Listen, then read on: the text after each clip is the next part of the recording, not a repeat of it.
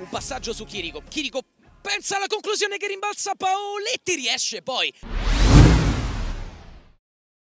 Da Danilo Croce, qui sulla destra, sta salendo Lorenzo La Ruffa, può andare al destro La Ruffa, spera che viene rinviata fuori, il destro di Sentinelli, che però può andare qua in contropiede col velocissimo Lanatà che sceglie Bungura, Bungura è solo Bungura!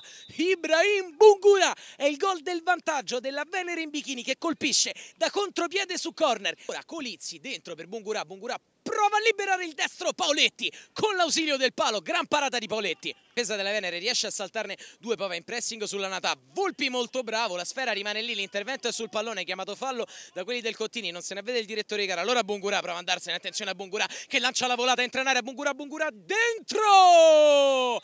C'è un mostro al DLF, è Ibrahim Bungura che ospita un Eurobet Palermo alla ricerca della resurrezione. Attenzione, torniamo qui al DLF, la Natà dentro il cross basso, raso terra ed è tripletta per Ibrahim Bungura. La scena se la prende lui.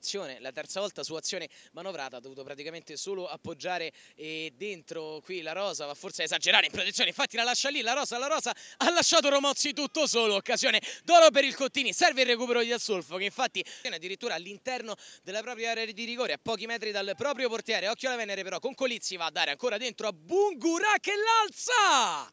Il poker di Bungura stavolta col cucchiaio, il numero 92 non si ferma più, 0-4 della Venere in bikini che davanti a un mostro. Ed è però subito stoppato sul nascere da Chirico che va a cross dentro, Bussotti fuori, occhio alla Ruffa, sembra voler caricare il destro. Lorenzo La Ruffa alla fine ci è riuscito ad andare in gol anche lui, è il gol del 5-0. DLF triplice fischio che arriva in quest'istante, la Venere in bikini con poker di Bungura e gol di La Ruffa sbanca il DLF, è 0-5 il finale. Sì, noi conosciamo molto bene la squadra avversaria e li rispettavamo tantissimo perché facevano un ottimo gioco come noi, quindi la partita è stata bloccata tutto il primo tempo a centrocampo soprattutto, e poi ci siamo sbloccati col gol come un episodio, però devo dire che il risultato da come si era messa la partita al primo tempo non è, dico 5-0 è giusto, però hanno giocato molto bene anche loro, quindi poteva finire anche un pareggio. Innanzitutto questa sera abbiamo affrontato una bella squadra, molto organizzata, tecnica.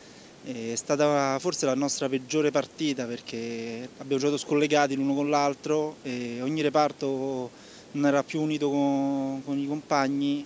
Purtroppo uno 0-5 che ci sta, complimenti a loro, una bella squadra.